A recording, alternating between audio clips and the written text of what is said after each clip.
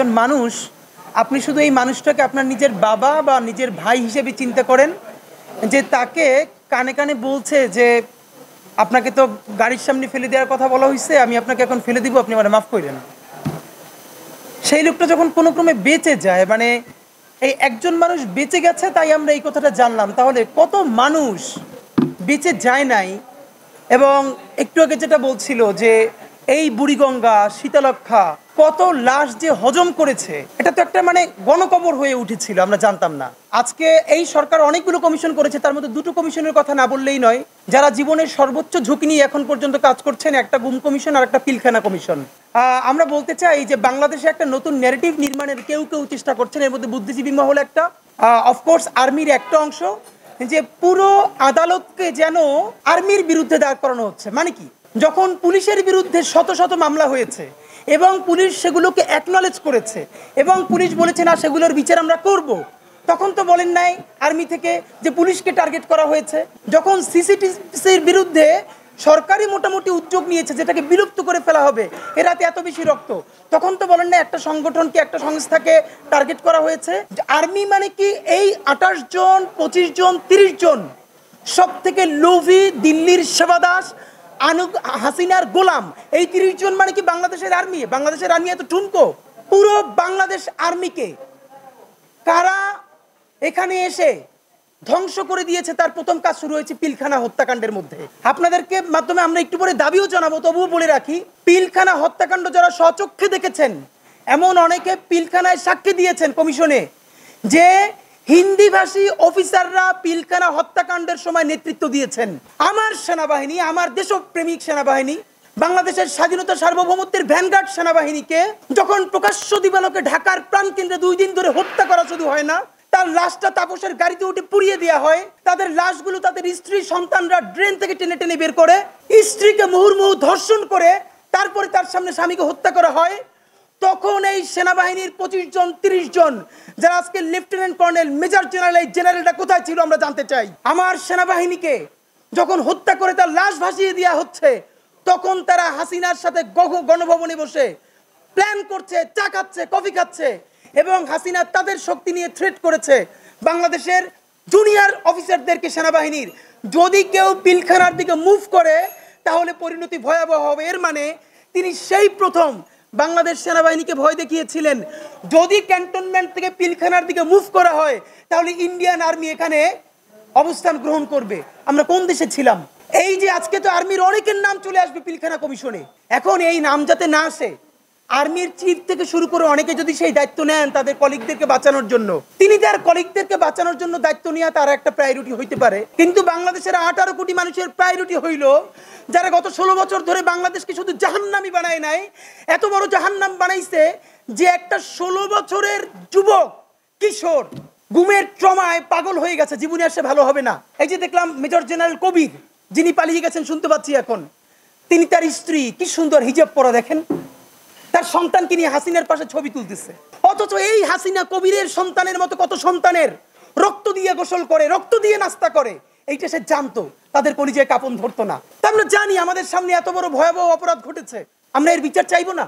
এখন এর বিচার চাইতে গেলে যদি কখনো ডিজিএফআই, কখনো এনএসআই, কখনো আরো 10টা এজেন্সি আমাদেরকে ভয় দেখায়, আমাদেরকে কেউ দখল করে নেবে এই হুমকি দেয়, দখল তো আমরা হয়েই ছিলাম ভাই।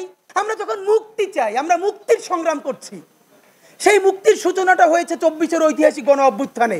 যতদিন না পর্যন্ত বাংলাদেশের জনগণের রাষ্ট্র কায়েম হবে, ততদিন পর্যন্ত মুক্তির লড়াই চলবে ইনশাআল্লাহ। এই যে গুম কমিশন বলল যে প্রত্যেকটা আয়নাঘরের আলামত নষ্ট করা হয়েছে, হুম্মাম কাদের চৌধুরী থেকে শুরু করে ব্যারিস্টার আরমান থেকে শুরু করে তারা সবাই বলেছে আমার এখানে টাইলস ছিল, গিয়ে থেকে টাইলস নাই, ঠিকই পরে দেখা গেল সেই টাইলস যে তুলে ফেলেছে তার দাগ আছে। এইরকম প্রত্যেকটা আয়না ঘরকে ভেঙে সুন্দর সুসজ্জিত ড্রয়িং রুম বানাইছে কারা?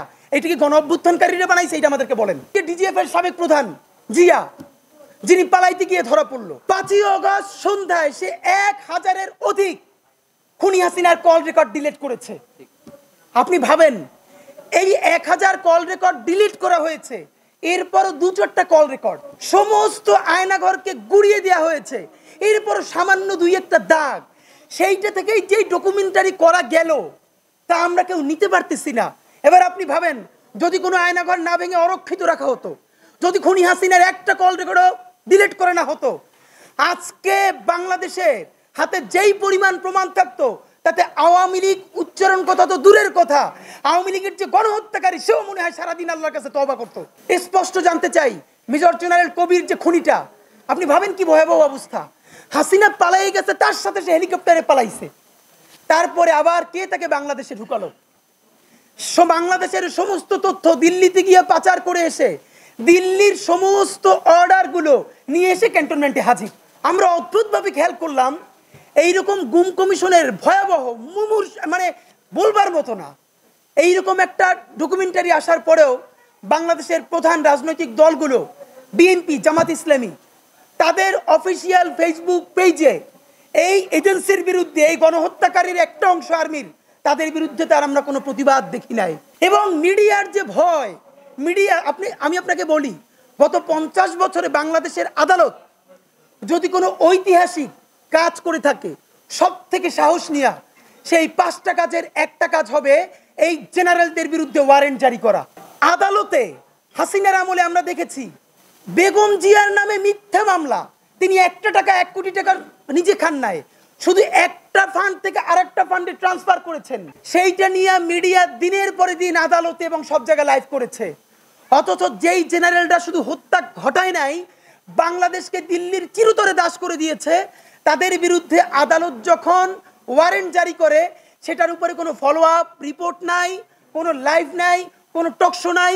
এবং সব থেকে ভয়াবহ ব্যাপার হলো, আমি আজ পর্যন্ত বাংলাদেশের কোনো মূলধারা মিডিয়ার ভাইরা যারা আছেন, আমি কোনো মূলধারা মিডিয়াকে দেখি নাই এই যে গুমের ভিকটিম এদের 5জন 7জনকে নিয়ে একটা সিরিজ প্রোগ্রাম তো দূরের কথা, 3টা 4টা টকশো পর্যন্ত আপনারা করেন নাই। আপনারা কি টকশো করতেছেন? প্রতিদিন প্রচুর মব হচ্ছে। আরে মব তো করছে আর্মির এই গ্রুপ, যারা আয়নাঘর ভাঙে ফেলছে। কারা মব করছে? এই মব উস্কাইয়া দিয়া মিডিয়াকে ডিজিএফআই বলে দিয়েছে সারাদিন মব দেখাও। এই ফাঁকে ফাঁকে আমরা কি করব? আমরা প্রত্যেকটা আয়নাঘর ভাঙে ফেলবো। এই ফাঁকে আমরা কি করব? ক্যান্টনমেন্ট থেকে 626 জন যে গণহত্যাকারী, তাদেরকে আমরা পাচার করে দিব। এই ফাঁকে আমরা কি করব? আপনি ভাবেন এদেশের নিরাপত্তা কোথায় আছে? এই রাষ্ট্র টিকেই রাখছে আল্লাহর এইখানে 18 কোটি জনগণ। এই জনগণ ক্যান্টনমেন্টের জনগণ নয়, এলিট জনগণ নয়, এই জনগণ ভ্যানওয়ালা, সবজিওয়ালা, শিক্ষার্থী, শিক্ষক, বাংলাদেশের আপামর জনগণ। নইলে এই দেশ থাকে? ভাবেন, ডিজিএফআই হলো বাংলাদেশের তথ্যের এবং গোয়েন্দার প্রাণকেন্দ্র, নিরাপত্তার প্রাণকেন্দ্র। সেই ডিজিএফআই এর সাবেক প্রধান এখন মোদির আশ্রয়ে আছে, মোদির আশ্রয়ে দিল্লিতে ফ্ল্যাটে আছে। এই যে মেজর জেনারেল আকবর, একটা দেশের গোয়েন্দা বাহিনীর প্রধান শত্রু দেশের প্রধানমন্ত্রীর কাছে থেকে খায় ঘুমায়। তারা ওখানে কি প্রেম করে? 2 পুরুষ হতে প্রেমও করা যায় না, ওরা সমকামী কিনা আমরা জানি না। তাহলে করে কি? এই বাংলাদেশের তথ্য কোথায় এখন নাই? এরপরে হাসিনা সেখানে আছে, মানে করে কি? সব থেকে ভয়াবহ হলো কবির, সে হাসিনার নিরাপত্তার সাথে ছিল, সে গিয়া সমস্ত তথ্য দিয়ে এরপর আবার বাংলাদেশে আসছে। এখন আমরা শুনতে পাই সে নাকি 2-1 দিন আগে পালাই গেছে।